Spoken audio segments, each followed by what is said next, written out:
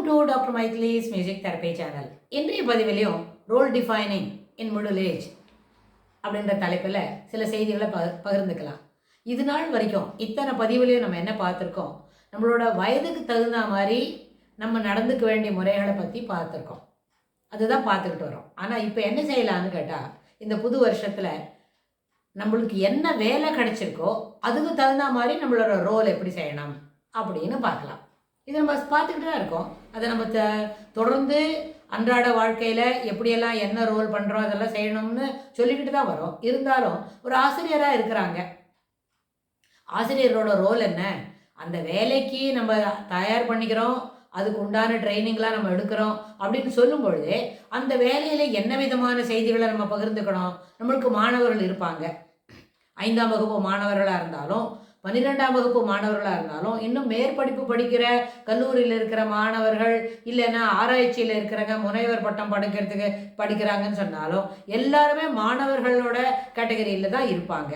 ஆனால் அந்த மாணவர்களோட கேட்டகரியில் இருக்கும்பொழுது how to handle them, how to be with friendly with the child அப்படின்னு பார்க்கணும்.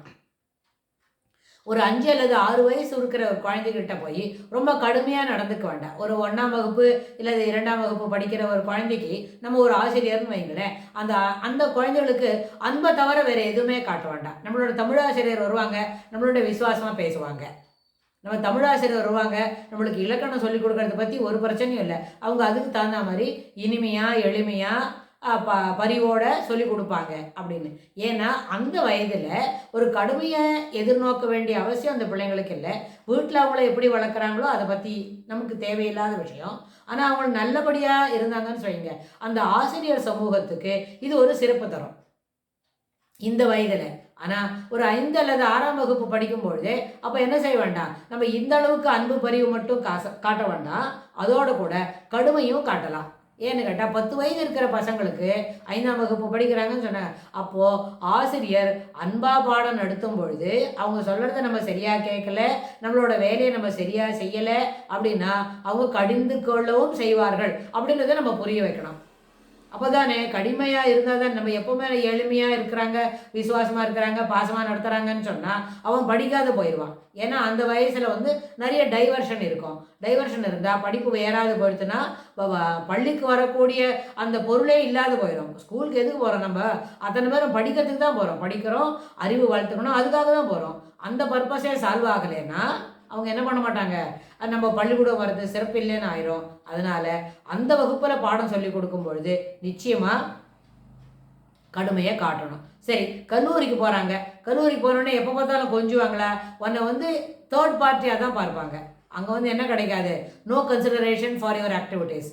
ஆனால் அதுக்குள்ளே இந்த பிள்ளைங்களுக்கு அந்த 20 வயசில் 17-18 வயசில் அவங்க கல்லூரிக்கு வரும்பொழுது அவங்களுக்கு என்ன தெரிஞ்சிருக்கணும், இனிமேல் விளையாட்டுத்தனமெல்லாம் இல்லை. வகுப்பில் நம்ம என்ன பண்ணணும், படிக்கிறதுக்கு மட்டும்தான் ஸ்கூலுக்கு வரோம், படிக்கிறதுக்கு மட்டும்தான் காலேஜுக்கு வரோம்னா அந்த படிப்பு மட்டுமே என்ன இருக்கணும், நம்ம நம்மளோட கவனத்தை செலுத்தணும். கண் துஞ்சார் பசி நோக்கார் கருமமே கண்ணாயினார்னு படிக்கிறதுக்கு மட்டும்தான் முக்கியத்துவம் கொடுக்கணும். ஏன்னா அங்கே ஆசிரியருக்கு பாடம் சொல்லி கொடுக்கறது மட்டும்தான் வேலை. உங்களுடைய விசுவாசமாவோ அன்பாவோ பரிவாவோ விளையாடுறதாவோ வேறு எதுவும் ட்ரைவியல் திங்ஸ் பேசுறது பற்றியும் அங்கே ஆசிரியருக்கு அங்கே ரோல் இல்லவே இல்லை. வகுப்பாசிரியர் 1ஆம் வகுப்புனா அவருக்கு ட்ரைவியல் திங்ஸும் நிறைய சொல்லுவார், பாடமும் சொல்லி தருவார். ஒரு 5ஆம் வகுப்பு படிக்கும்பொழுது ட்ரைவியல் திங்ஸ் குறைவாகவும் பாடம் நிறையவும் சொல்லுவாங்க. பாடம் சரியாக படிக்கலைன்னா என்ன கடுமையாக கூட தண்டிப்பாங்களா இருக்கும். அப்போ தான் உங்களுக்கு நம்ம இந்த டீச்சர் ரொம்ப கோவிப்பாங்க, அவங்க பாடத்தனமாக விளையாட்டுத்தனமாக விட முடியாது அப்படின்னு சொல்லி அந்த பனிஷ்மெண்ட்டுக்கு பயந்துக்கிட்டு படிப்பாங்க பிள்ளைங்க. ஸோ அதனால் ஆசிரியர் ரோல்னு வரும்பொழுது அது வகுப்புக்கு தகுந்த மாதிரி மாறும். ஒரு யூகேஜி டீச்சர் போய் என்ன பண்ண மாட்டான், இப்போ பார்த்தாலும் கையில் பரம்பு வச்சுக்கிட்டு பெஞ்சு மேல் முட்டிங்கால் போடுன்னு அவங்க சொல்ல வேண்டிய அவசியம் இல்லை. 5ஆம் வகுப்பு 7ஆம் வகுப்பில் சொல்லலாம். கல்லூரிக்கு வந்த பிறகு அவங்க இதெல்லாம் கண்டுக்க மாட்டாங்க. நீ படித்தா படி மகனே, நான் உங்களுக்கு பாடம் சொல்லி கொடுக்குறேன். வகுப்புக்கு வர வேண்டியது 1 hour லெக்சர். எதை பார்த்தாலும் ஃபிசிக்ஸோ கெமிஸ்ட்ரியோ இல்லை வேறு என்ன உளவியலோ அப்புறம் இன்னும் பொருளியலோ என்ன பொருளாதாரமோ எதை பற்றி படிக்கிறதா இருந்தாலும் அவர் அந்த சாப்டருக்கு உண்டான பாடத்தை 1 மணி நேரம் 1.25 மணி நேரம் சொல்லிட்டு போயிடுவார்.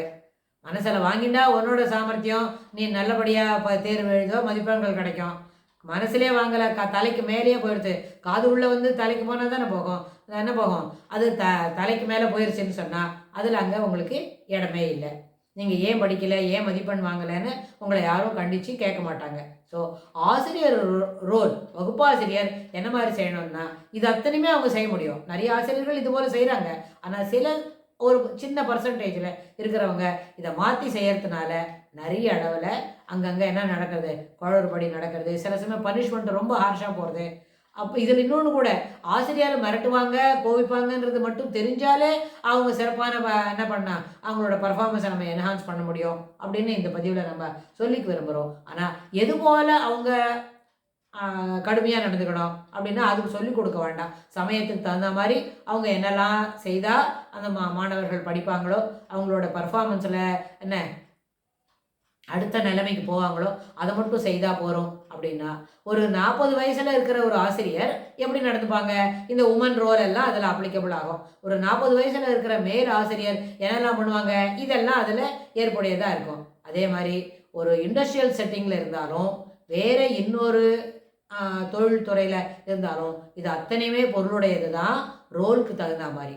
ஸோ இதில் என்ன முக்கியத்துவமானது உளவியல் அடிப்படையில் நம்ம சொல்லணும்னு சொன்னால், நீங்கள் என்ன ரோல் பண்ண வரங்களோ, என்ன விதமான ஒரு பொறுப்பு நம்மளுக்கு இருக்குதோ அந்த பொறுப்புக்கு தகுந்த மாதிரி நம்மளுடைய நடையுடைய பாவனைகள், செய்முறைகள், செய்கைகள் அத்தனையுமே மாற்றிக்கொள்ள வேண்டிய ஒரு அவசியம் உண்டு.